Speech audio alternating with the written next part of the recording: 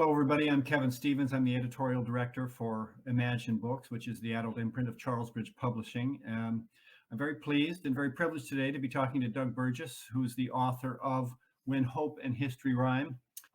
Doug is a jurist and a historian and has published a lot, especially works that have examined the legal linkages between piracy and organized terrorism, the use of trial to establish dominant historical narratives, and the development of a distinctly American criminal jurisprudence in the 17th and 18th centuries.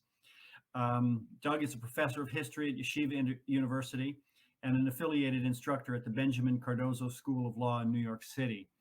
Doug, welcome today.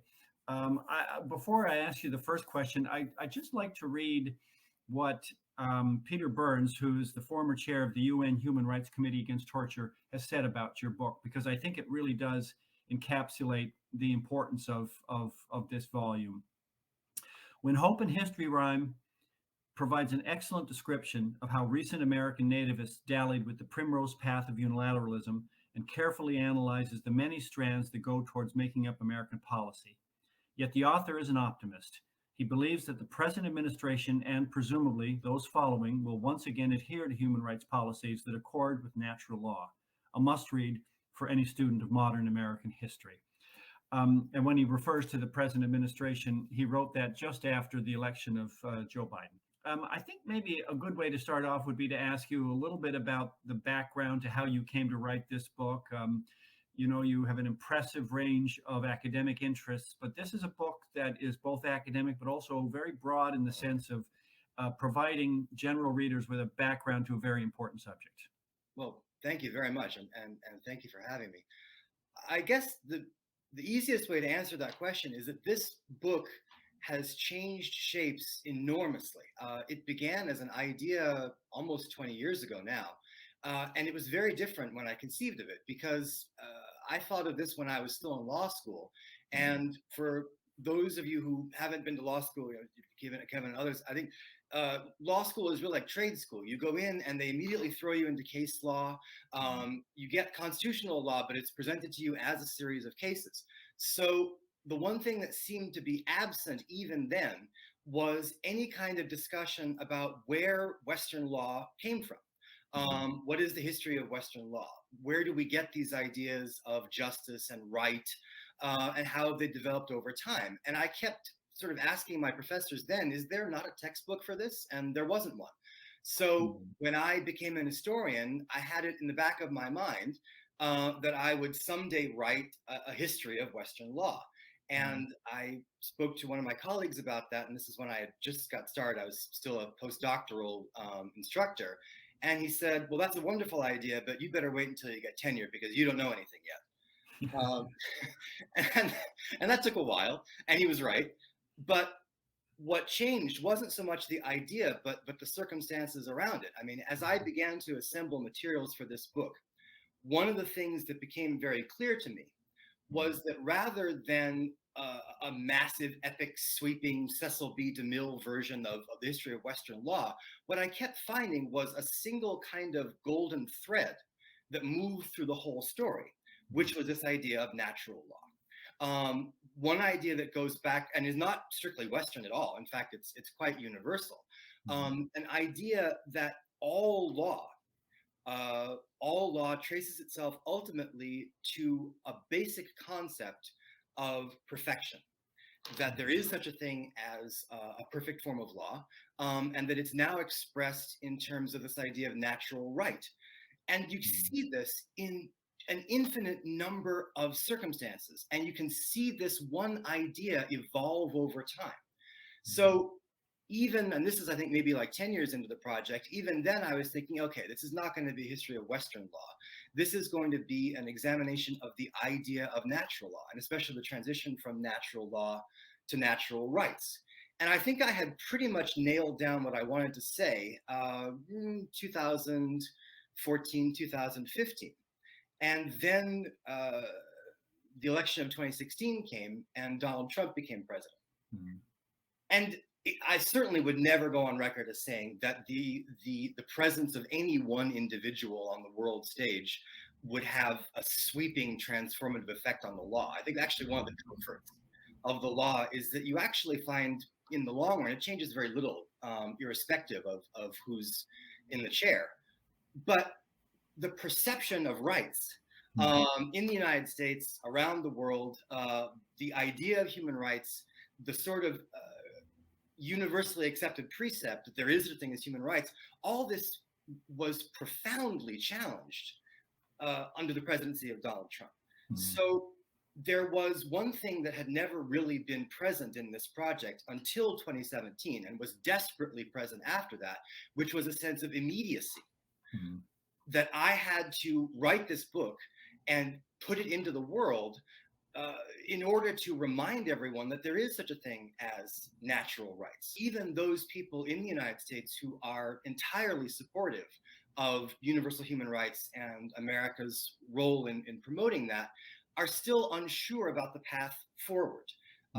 We know that we've taken this terrible hit by essentially resigning from the world stage for the last 4 years. And we know we have to reestablish our credibility, but very few people have a clear roadmap of how to do that, or which rights and what kind of rights we should be promoting. So that was really the engine that drove this book, was that I wanted this particular idea out at this particular time, because I think that the world needs it more than it ever did before. That's a great way of describing the book, Doug. And I think one of the things that I found very interesting about your approach as I edited the book and worked on it with you was that the concept of human rights itself has been muddied a little bit, I think.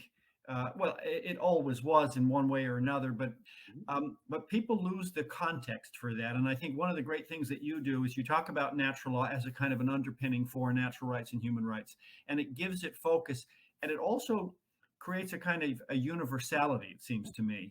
And I think what your book does is it really defines that, and it defines the a clear cut. Not academic approach, but a clear-cut philosophical approach, I think, for people to think through that. So you wrote the bulk of this book during those Trump years, and I know that as you were finishing the book, the January 6th riots happened, and you include a section in the book to address that. I'm wondering, since finishing the book, and we're now a year plus beyond that, is there anything that's happening now with relation to those riots, for example, or with relation to, let's say, the war in the Ukraine, that you feel vindicates some of the things that you've been saying in the book? Well, I suppose there's two answers to that. The first is that if I were advancing an argument that needed to be proved, then I would be a lot more concerned about trying to look for evidence to support the case. But I never really thought of myself as doing that, because really all I'm doing is kind of dusting off the debris around something that's been around a really long time. So I've always felt like I'm more reminding people of the existence of something than trying to prove it. So that being said, though, I think that it's so profound that you identified the two, in my opinion as well, the two most significant events of the last, I'd say even more than the last year, but really the last couple of years. January 6th, I think, on the one hand, was profoundly insignificant. It didn't affect the election. They were already dusting off the chairs a few hours afterwards. It was, in cold clinical terms, a several-hour delay in an incredibly routine process. So I think the significance of January 6th is less about the fact that a bunch of misguided people got worked up, but much more about how we frame it afterwards. And there's two ways of doing that. I mean, one, of course, is through the law. And this is where you see the trials that are taking place and the investigation, the ongoing investigation by the Justice Department about what the president's role, the previous president's role was, and certainly those of his allies and supporters around him. So there's the legal route, but there's also a kind of an historical memory that's going to come out of this. And I don't think that anybody could really pin down exactly what that memory is going to be yet. I think it would be presumptuous a year plus out to say, oh, we know what this means. And I can say that with some confidence because I remember just after 9/11, someone said, never lose sight of the fact that this doesn't really change anything, that the loss of life is tragic, and the response will be swift, but in real terms, 9/11 isn't going to change the world. Couldn't have been more wrong. 9/11 changed the world in profound ways that we simply couldn't even have imagined at that time. So, but with Ukraine, that's another matter entirely. I think this would be, speaking as someone who's not a political scientist, I think this would be a great time to be a political scientist, because the last thing I ever expected to read in the newspaper was a sudden renaissance of Western liberalism. People have been talking about the death of liberalism since I was 12. And it's been a long, slow death, but still, the speed and the incredible degree to which the nations of Europe and many of the nations around the world, including a whole bunch of non-Western nations, immediately just banded together and imposed those sanctions. We've become so conditioned to believe that the UN is a talking shop, and that nothing ever happens fast, and that even if it does happen, it's never going to be effective anyway. Those have become truisms, not just for people reading the newspaper, but I think a lot of the people in government have come to believe that. And watching the nations, including the United States, coalesce so quickly and so effectively was stunning. I mean, I think the two things that were shocking was the response, but also the fact I don't think any of us expected to be talking about a World War II style land-based tank-operated invasion anytime soon either. I mean, that just seems so 20th century, right? On the continent of Europe as well.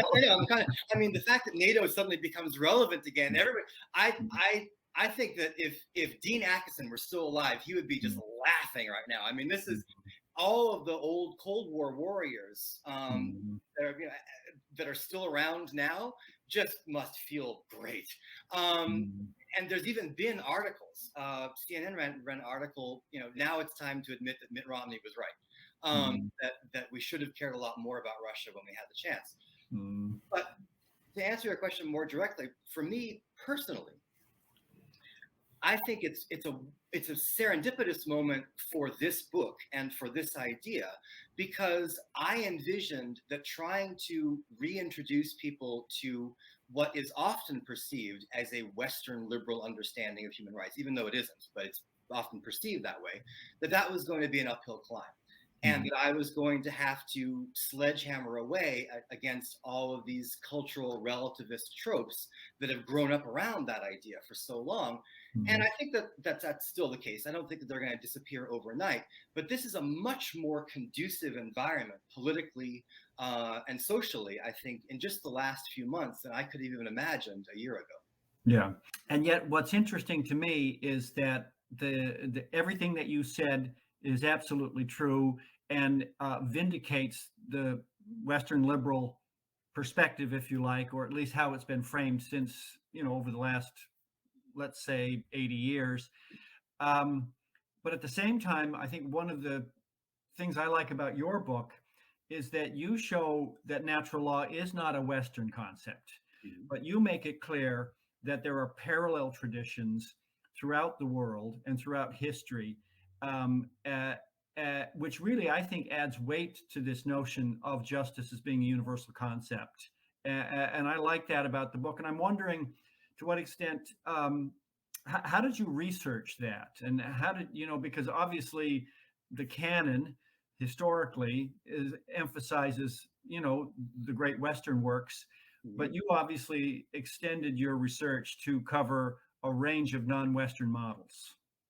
Well, I had access to some wonderful research libraries, especially the Brown University Library, because that's where I went to graduate school. So I still get to go and dig around their collection, and they had a truly extraordinary collection of non-Western legal documents, and among them they had all of these in many cases, English language analyses of things like ancient Indian law, which I mean, I knew literally nothing about ancient Indian law, but they had the books. So, and I went into this obviously hoping that I would find some evidence to support this case that that natural law really is universal. I mean, I think if I hadn't found as much evidence as I would have liked, I think I still could have said that there is not a legal tradition in the world in which crimes like murder and theft and the like would not be, under almost all circumstances, criminalized. Yeah. And there's likewise almost no legal tradition that I've ever found where the individual, the citizen subject, doesn't have some kind of rights under the law. So I knew that those were there. I also knew that in almost every legal tradition, those rights had to be developed over time. We don't talk about human rights or any kind of rights in 13th century England, for example. They talked about privileges and customs, not rights, and they talked about justice. So it was really an open question of whether I would find that same progression that you do see in the Western experience, which has had so much written about it. When you look at, for example, something like Jing law, ancient Chinese law, and I found it. And you have to imagine that I was just ecstatic when I found this. These were mostly done by people living in that particular country that had been translated. So yeah, it was just lucky on the one hand, but I'd like to believe also inevitable on the other, because this entire book rests on the premise that these rights truly are universal and always have been so. Yeah. And Doug, what do you think after this short period of the Biden administration's record in terms of trying to right some of the issues that you've identified as being such a challenge during the Trump administration? Well, I think the obvious answer is we have to see if Donald Trump comes back, or something. If we have another nativist isolationist president, which is not an impossible circumstance, then obviously the project of reestablishing America's credibility as a voice for human rights, and certainly of advancing certain human rights agendas, that's going to fall to the wayside again. But I think that the great temptation is to assume that any one presidency could materially affect the trajectory. And here I have to give a shout out to Franklin Roosevelt, because Roosevelt never really worried about that. He never really worried about his successors. And he used to quote, I mentioned this in the book, I think, he used to quote from his old schoolmaster, Dr. Peabody, who talked about the upward path and said that you have to assume that the upward path is going to be rocky. You have to assume that there are going to be setbacks, and that in some instances there will be reverses and slowdowns and stagnancy. But if you take a step back, you will see that upward path appear in front of you. And I think here, this is where being an historian is something of a comfort, because historians like me, we're trained to look for that. We're trained to take a step back from the immediate circumstances and see the context, see what built up to that moment and what may come after it passes.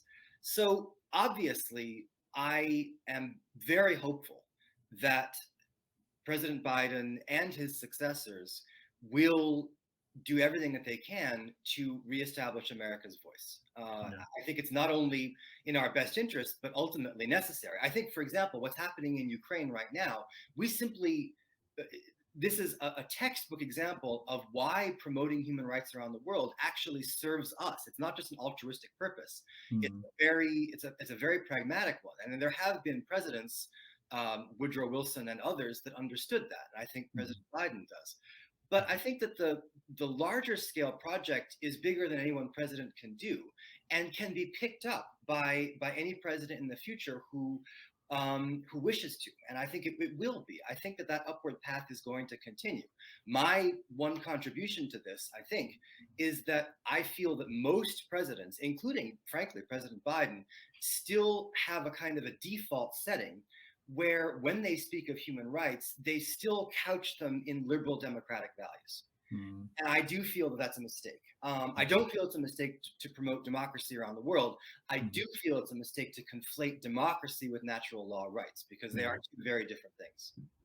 And of course, it is a great irony that the isolationist nativist American tradition is one that consistently references the Constitution and the Bill of Rights as the basic underpinning of their withdrawal, Yeah. in a sense. That's an irony that you address in the book, but it's also a challenge, and of course, as non-historians and as people that have to live in the real world, a lot of bad things can happen while we're waiting for the upward path to be reasserted as well, of course. I only take issue with the idea that historians don't live in the real world. I mean, we pay taxes too, but no. But I take your point, and I think that it's not a great deal of consolation to say to someone, "Well, 100 years after you're dead, everything's going to be fine."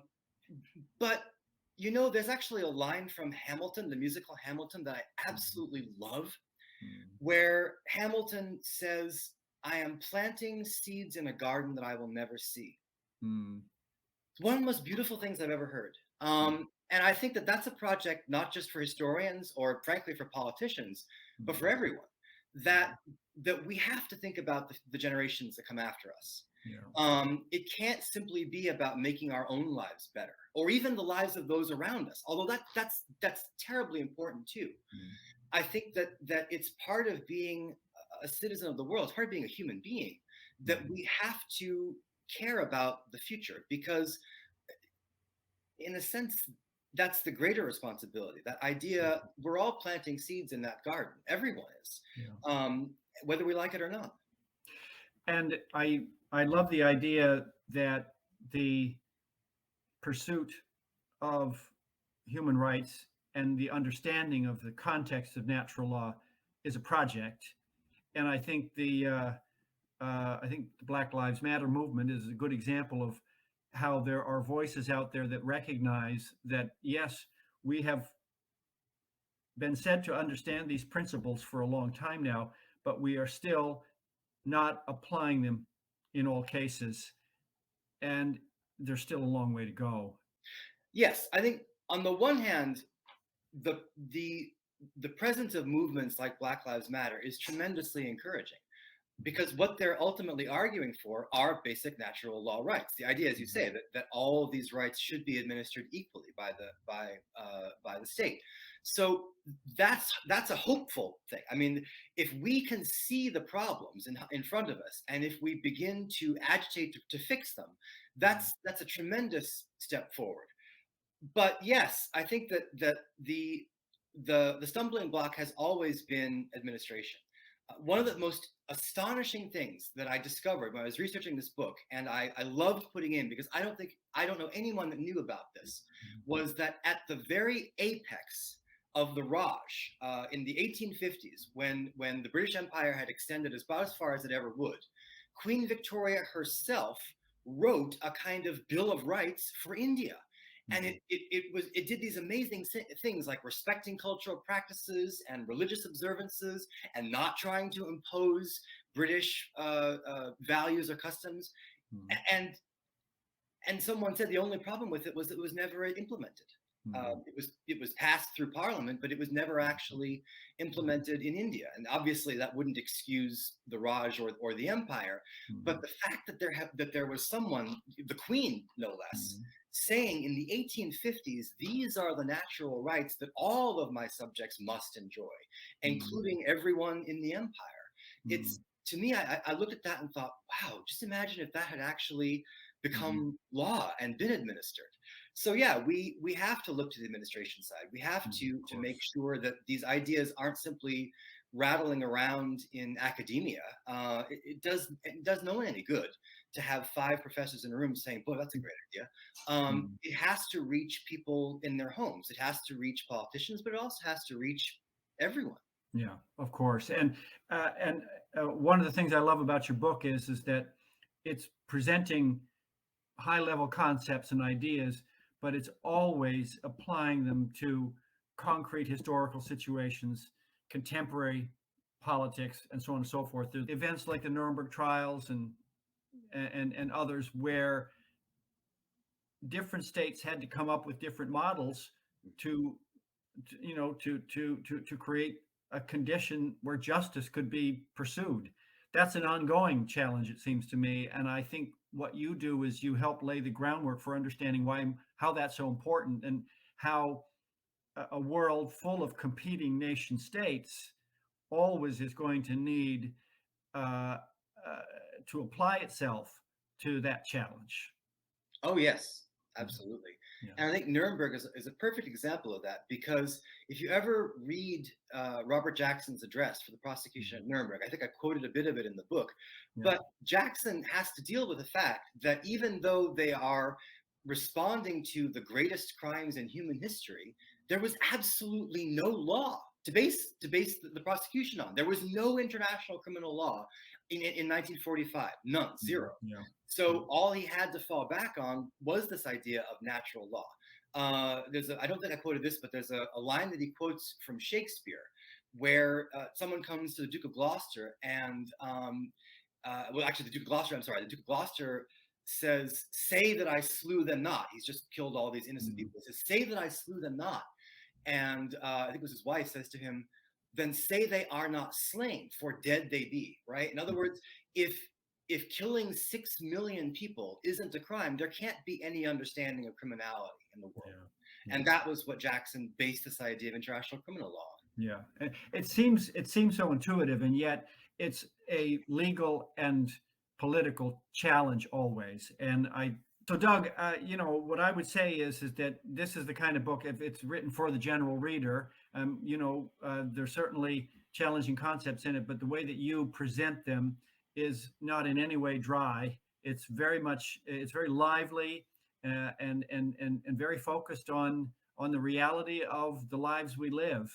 Can I ask you what you're working on now, or are you moving in this direction, or is there something different and interesting you're working on now? It's funny you should say that, because my next book is coming out in the fall, but it couldn't possibly be more different. Mm-hmm. It's actually my second published mystery novel. Oh, great. And I'm certainly looking forward to it, but it couldn't be more different than this. I think this, because it's a summation, as I say, of quite literally 2 decades of research and thought, it doesn't necessarily have a follow-up act, and I'm not sure that it really. I'm not sure I would imagine what the follow-up act would be. I think that. As with the work that I've done on piracy and terrorism, it's more of an ongoing project that once the book is out and once it gets some exposure and once people begin to read it, then in a sense, I have a new project in and of itself, which is just trying to spread these ideas. When Hope and History Rhyme, Natural Law and Human Rights from Ancient Greece to Modern America is really a fascinating read, so well researched and well presented and so timely. And I want to thank you for your time today, Doug, and thank you for working with us on this really interesting book. Oh, thank you for speaking with me today, and thank you for all the work you've done on it since the very beginning. It's been quite a journey. Right. Our pleasure, absolutely.